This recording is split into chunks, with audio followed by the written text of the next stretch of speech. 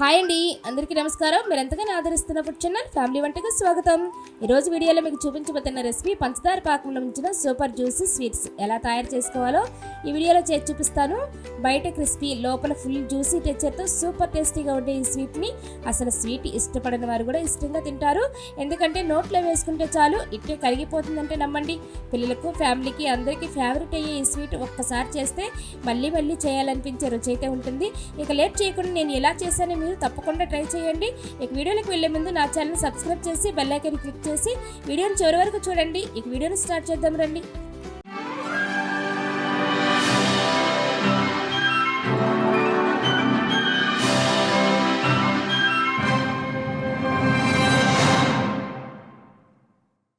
ముందుగా ఒక బౌల్ తీసుకుని అందులోనికి 1/2 కప్పు పెరుగు వేసుకోవాలి. ఒక చిన్న కప్పు పెరుగు తీసుకుంటున్నాను. ఇప్పుడు ఈ పెరుగులోనికి కాసి చల్లార్చిన నెయ్యిని ఒక 3 స్పూన్లు తీసుకోవాలండి. నేనైతే ఒక 3 స్పూన్లు వేస్తున్నాను. ఇప్పుడు ఈ రెండు బాగా కలిసేలా కలుపుకోవాలండి. నెయ్యి బాగా పెరుగులో బాగా మిక్స్ చేసుకోవాలి. బాగా మిక్స్ చేసుకున్న పెరుగులోనికి 2 కప్పులు గోధుమ పిండి వేసుకున్నానండి. ఎందుకంటే మనం ఏ కప్పుతో అయితే పెరుగు వేసుకున్నామో అదే కప్పుతో వేసుకోవాలి. అలాగే చిటికెడు సాల్ట్ వేసుకోవాలి రుచికి, మరి ఎక్కువ కాకుండా. అలాగే 1/2 టీ స్పూన్ తినే సోడా వేసుకోవాలి, లేదా బేకింగ్ సోడా వేసుకోవచ్చు. ఇదన్నిటి కూడా ఒకసారి బాగా మిక్స్ చేసుకోవాలి.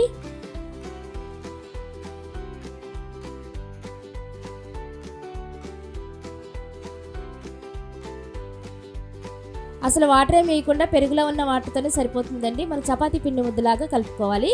ఒకవేళ కొంచెం నీకు ఎక్కువగా అనిపిస్తే కనుక కొద్దిగా పిండి అయినా వేసుకోవచ్చు, కలుపుకోవచ్చు. చేతికి అంటుకోకుండా ఇలా ముద్దలాగా ప్రిపేర్ చేసి పెట్టుకోవాలి. బాగా మిక్స్ చేసుకోవాలి. చూసారు కదా, ఈ విధంగా ముద్దలాగా రెడీ చేసుకోవాలి. ఎందుకంటే 1 కప్పు పెరుగుకి 2 కప్పులు గోధుమ పిండి వేస్తే చాలా బాగా ఉంటుంది. ఈ విధంగా రెడీ చేసుకుని దీన్ని ఒక 15 నిమిషాలు పక్కన పెట్టేసుకోవాలి. ఇప్పుడు ప్యాన్ తీసుకుని అందులోనికి 1.5 కప్పు షుగర్ వేసుకోవాలండి. పెద్ద కప్పుతో వేస్తున్నాను షుగరు, ఎందుకంటే పాకం కొంచెం ఎక్కువ రావాలి కాబట్టి. దానికి నేను కొద్దిగా చిన్న కప్పుతో 1 కప్పు వాటర్ వేస్తున్నాను. ఈ విధంగా వేసుకుంటే పర్ఫెక్ట్గా వస్తుంది పాకం అనేది. ఈలోపు పిండి నానేలోపు పాకం రెడీ చేసుకోవడానికి ఈ విధంగా ప్రిపేర్ చేసుకోవాలి. ఇప్పుడు తీగ పాకం వచ్చేంత వరకు తిప్పుకుంటూ ఉడికించుకోవాలండి. ఈ పాకం రెడీ చేసుకోవాలి. చూసారు కదా, ఇప్పుడు ఇందులోనికి 1/2 టీ స్పూన్ కొద్దిగా యాలకుల పొడి వేసుకోవాలండి. రుచికి చాలా బాగుంటుంది. ఈ విధంగా ఒకసారి మిక్స్ చేసుకొని కొంచెం తీగ పాకం వచ్చేంత వరకు ఉడికించుకోవాలి. ఇప్పుడైతే నాకైతే పాకం వచ్చేసిందండి. చూడండి, ఈ విధంగా ఈ జిగురు పాకం అయితే ఉంటే సరిపోతుంది. ఇక స్టవ్ ఆఫ్ చేసుకోవచ్చు. దీన్ని పక్కన పెట్టేసుకోవాలండి. ఇప్పుడు మనం ముందుగా ప్రిపేర్ చేసి పెట్టుకున్న ఈ చపాతీ ముద్దను అయితే తీసుకొని ఒక్కసారి అటు ఇటు మెదిపేసి దీన్ని ఒక మందపు చపాతీ లాగా చేసుకోవాలి. ఈ చపాతీ ముద్ద మరీ పలుచగా ఉండకూడదండి, మరీ మందంగా కూడా ఉండకూడదు. సరిపడా చేసుకోవాలి చూసుకొని.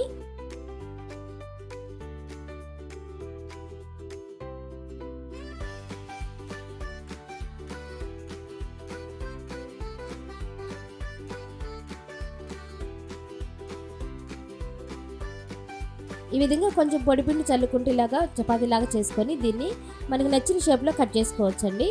నేనైతే ఈ విధంగా కట్ చేస్తున్నాను.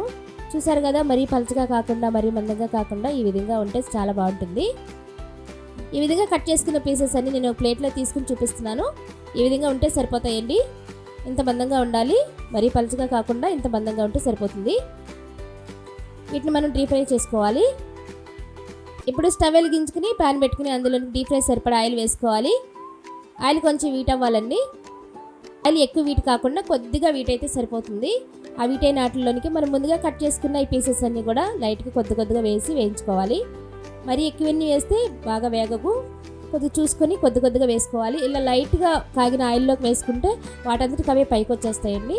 ఎందుకంటే బాగా వీట్ అయిన ఆయిల్లో వేస్తే పైన మాడిపోతుంది కానీ లోపల అసలు ఉడకదు, కాబట్టి చూసి వేసుకోవాలి.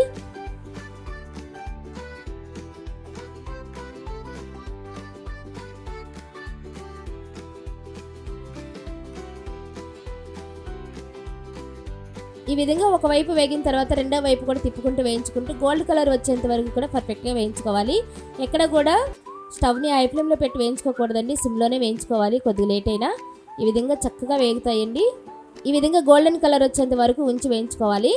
ఈ విధంగా వచ్చిన తర్వాత మనం వీటిని వేడివేడిగా ఉన్నప్పుడే మనం ముందుగా ప్రిపేర్ చేసుకున్న పాకంలోనికి అయితే వేసేసుకోవాలి.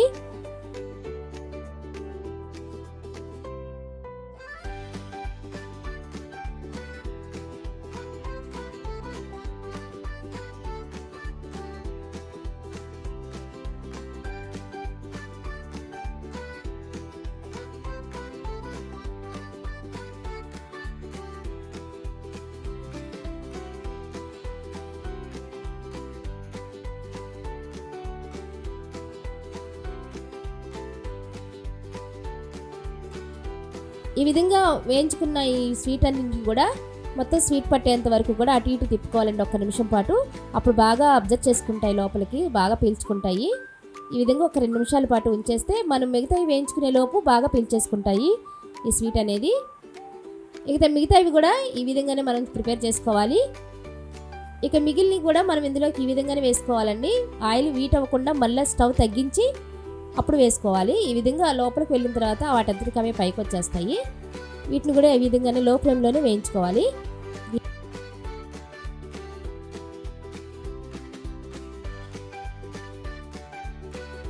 ఒక 5 నిమిషాలు అయిన తర్వాత మనం ముందుగా వేసుకున్న స్వీట్ అన్నీ కూడా చక్కగా పంచదారంతా పీల్చేసుకునే కానీ పాకం ఇక వేరే ప్లేట్లోకి తీసేసుకోవచ్చు.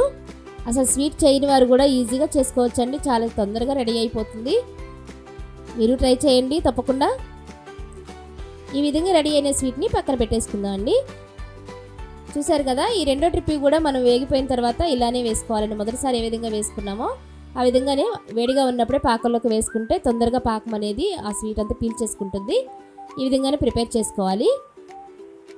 వీటిని కూడా అటు ఇటు తిప్పుకోవాలండి, పాకం అంతా పట్టేటట్టుగా. రెండో వైపు కూడా టర్న్ చేసుకుంటే బాగా పీల్చుకుంటుంది పాకం అంతా. ఈ విధంగా మొత్తం పీసెస్ అన్నిటిని కూడా పాకం అంతా బాగా పట్టించుకోవాలి. ఎంతోసేపు ఉండాల్సిన అవసరం లేదు, 5 నిమిషాలు లేదా 15 నిమిషాల్లోనే బాగా అబ్జర్వ్ చేసేసుకుంటుంది పాకం అంతా. మంచి స్వీట్ అయితే రెడీ అయిపోతుంది. చాలా ఈజీగా, చాలా సింపుల్గా ఇంట్లోనే స్వీట్ షాప్లో లాగా చక్కగా రెడీ చేసుకోవచ్చు. మీ ఇంట్లో వారికి తప్పకుండా చేసి పెట్టండి.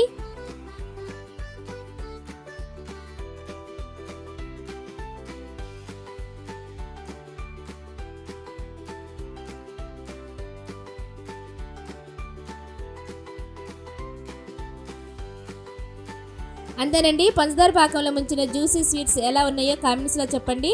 ఇలాంటి కొత్త స్టైల్ స్వీట్స్ కోసం మా ఛానల్ సబ్స్క్రైబ్ చేయండి. మీ ఫ్రెండ్స్తో షేర్ చేయడం మర్చిపోవద్దు. మరిన్ని టేస్టీ రెసిపీస్ కోసం మళ్ళీ కలుద్దాం. Thank you for watching.